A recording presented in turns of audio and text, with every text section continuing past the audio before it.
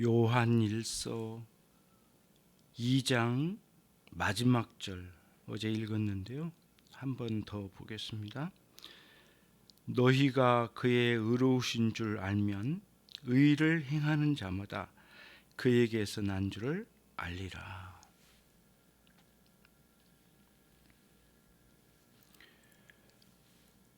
영국의 어느 학생이 좋은 대학을 합격하고 부모님께 전화를 드렸는데 큰 상처를 받았답니다. 아빠, 나 오늘 이런 대학에 합격했어, 아빠. 그랬더니 아빠가 잘했다. 그렇게 잘해야만 앞으로 우리가 서로 잘 지낼 수가 있겠지. 그치? 이렇게 말을 하더랍니다. 아이가 큰 상처를 받은 거죠.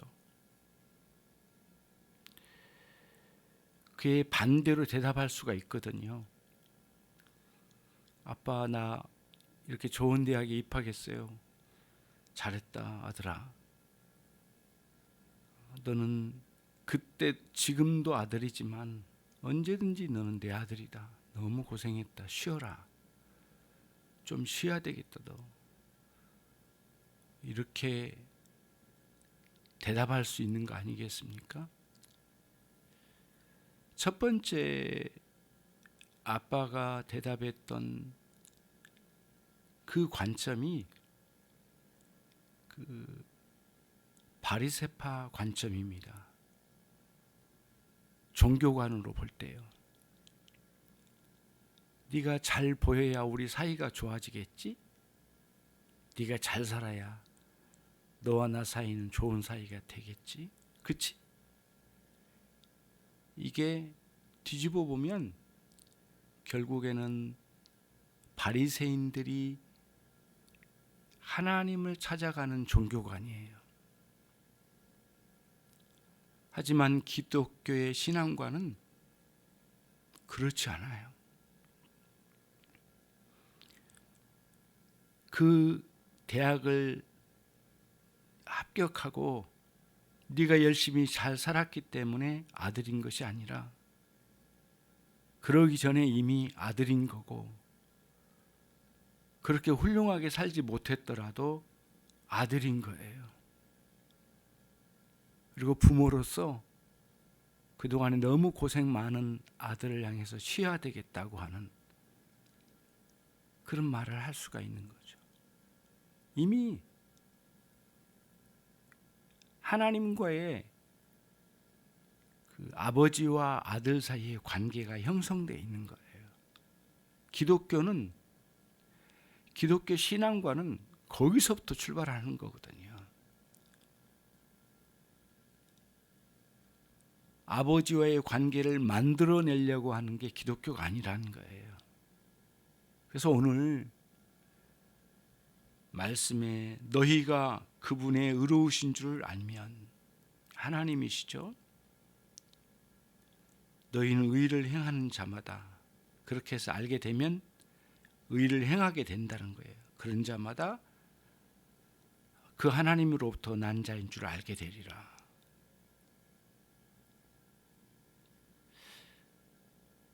이 본문은 어떻게 사느냐의 문제를 가지고 이야기하는데요. 하나님의 자녀로서 분명히 경험된 바가 있는 거예요. 그에게는 무엇이냐면은 하나님께 가까이 가면 갈수록 하나님은 의로우신 분이시다. 하나님의 속성, 의로운 속성, 그리고 그 하나님의 의로운 성품이 우리가 가까이 그분께 다가갈 때마다 알게 되고 경험되는 거예요. 의로우신 하나님이라고 하는 것. 본질적으로 하나님은 의로우신 분이구나. 그리고 신자는 그 의로우신 하나님을 바라보는 것을 기쁨으로 여겨요. 그러니까 가까이 가면 갈수록 자신도 하나님처럼 의로우심을 닮아가고 싶은 거예요. 그런 변화가 우리 신자들에게는 있다라는 거죠. 있었고 계속 그런 과정 속에 있는 거죠. 그런 변화가 이미 있고요. 아버지와의 관계 속에서 끊임없이 의로우신 하나님 앞에 부끄러운 자신을 내어놓고 자신이 부스러뜨려지면서 하나님 앞에 살고 싶은 거예요. 그렇게 의로운 삶을 살고 싶은 거예요. 그런 일들이 신자에게 있는 거죠. 그래서 이 본문의 말씀에서 나오는 의인은 단순히 도덕적으로나 이 세상의 철학적으로 좋은 삶, 좋은 사람으로 살아가는 것을 말하는 게 아니죠. 그렇죠?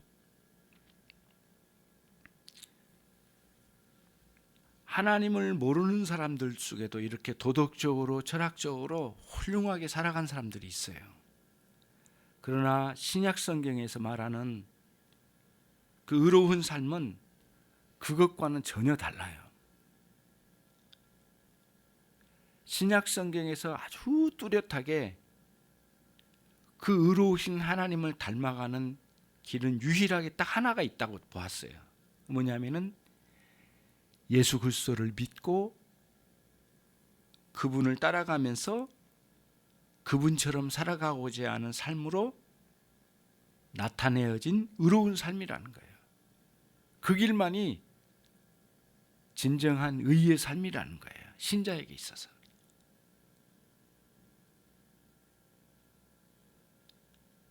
그러니까 하나님 아버지께서도 의로우시고 우리 주 예수 그리스도께서도 의로우신데 하나님 아버지께서 속성상 의로우심으로 충만하시고 그분의 성품이 그렇게 충만하시고 뿐만 아니라 우리 주 예수 그리스도께서도 의로우심으로 충만하셔요.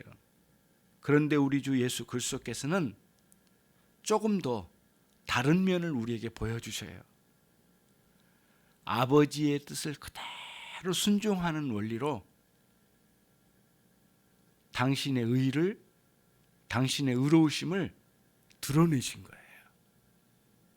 근데 그 순종에는 고난이 있고 죽음이 있었어요. 고난과 죽음을 통하여 하나님께서 계획하시고 기대하시는 예수님의 삶의 열매, 예수님의 생애의 열매, 그것은 하나님의 택하신 백성들을 의롭게 만들어내시는 과정, 의로운 열매를 택한 백성들을 통하여 드러내시기 위한, 그리고 그런 계획, 그리고 그 계획의 실천, 실행, 결국에는 열매를 맺는 이 과정이 예수님께서 의를 드러내신 전 과정이에요. 그래서 예수님께서 특히 이미 예수님은 이 땅에 오시기 전에도 의로우신 분이었고 이 땅에 사시는 동안에도 의로우셨지만 심지어는 죽으실 때도 의로우시게 죽으셨고 마지막 하나님께서 성령의 놀라운 능력으로 죽음에서 부활케 하심으로 의를 나타내셨대요. 의로우심을 나타내셨대요. 그걸 확증시켜 주셨대요. 어떤 면에서요? 저와 여러분을 구원하시기에 완전한 구원의 성취를 이 세상 가운데 나타나 주셨다는 차원에서 의를, 우리를 위하여 그 의를 확증해 보여주신 거예요. 그래서 예수님께서는 하나님 아버지의 의로우심 마냥 똑같이 의로우시면서 동시에 그 부분에 있어서 이 땅에 의로우신 당신 자신을 드러내 보여주신 것이죠. 그러니까 우리로서는 아주 너무너무 감격적이죠. 주님의 그러한 온전한 순종이 없었더라면 우리에게는 의에 대해서 알 수 없는 존재고, 단순히 이 땅에서 도덕적으로 철학적으로 착실하게 잘 살아가는 것으로 전부일 거라고 생각하고, 그렇게 살면 하나님께서 나를 인정해 주실 거라고 하는 나의 잘됨을 드러낸 것으로 인생의 목표 삼고 그 길로 걸었을 거예요. 결국에는 하나님의 은혜가 필요 없는 자로 살았을 거라는 거죠. 그리고는 그렇게 살다 보면 자신이 뭔가를 이룰 거라고 생각하는데, 하나님은 단 한순간도 그런 인생을 인정하지 않은 거죠. 그런 면에 있어서 이 세상 사는 사람들이 다 그 길로 가는 거죠.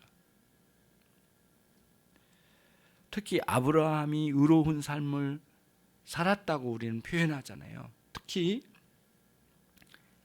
아브라함이 의로운 삶을 살게 된 것은 어떤 과정이 있었는가라고 살펴보면, 믿음으로 말미암아 의롭게 여겨주셨다고 하는 게 아브라함의 생애에 밑바닥에 깔려 있는 거예요. 아브라함은 하나님을 만났어요. 그리고 하나님을 만나고 뵙게 될 때마다 하나님의 의로우심의 충만함을 늘 경험했을 거예요. 그리고 하나님께서 원하신 대로 살아가야만 되겠다고 하는 확고한 그런 신앙심이, 그 결단이 생겨났을 거예요. 물론 중간에 넘어진 적도 없지 않아 있지만은 말이죠. 그러니까 결국에는 아브라함이 의로운 삶을 살았다고 하는 것은 그 의가 하나님으로부터 왔다고 하는 사실을 보여준 거예요. 그래서 우리가 오늘 또 어떻게 사느냐라고 묻는다면, 하나님으로부터 그 의가 흘러와서 내 삶에 그리스도로 말미암아 이어져서 성령의 역사하심으로 내 삶의 현장에서 결실을 맺는 거예요. 그런 방식으로 사니까 주님을 닮아가는 거고, 그렇게 끝까지 살아가면서 하나님을 닮아가는 과정을 겪는 거죠. 하나님 얼마나 기뻐하시겠어요. 그게 여기서 지금 사도 요한이 말하고자 하는 건 그거거든요.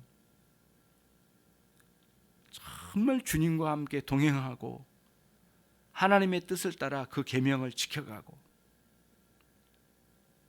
그러면서 그 과정 속에 하나님과의 깊은 사귐을 끊임없이 누리고, 그러니까 하나님과 사귐과의 그러한 인생의 내용이 있다면, 이쪽에 그 하나님의 계명을 지켜감으로 의가 실천되어져서 이게 가는데, 이게 분리되지 않더라는 거예요.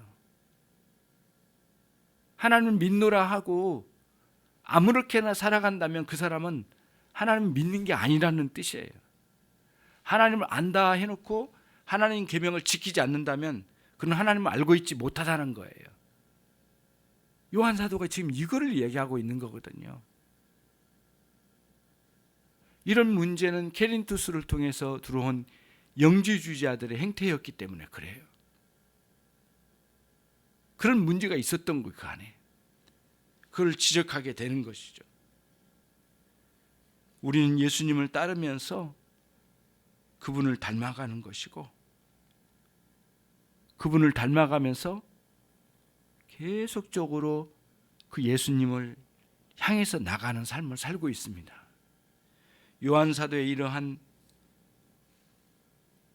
권면이, 그리고 우리로 하여금 깨닫게 해주신 내용이 무엇인지를 우리가 이제 이렇게 보아서 알 수가 있게 되는 것이죠.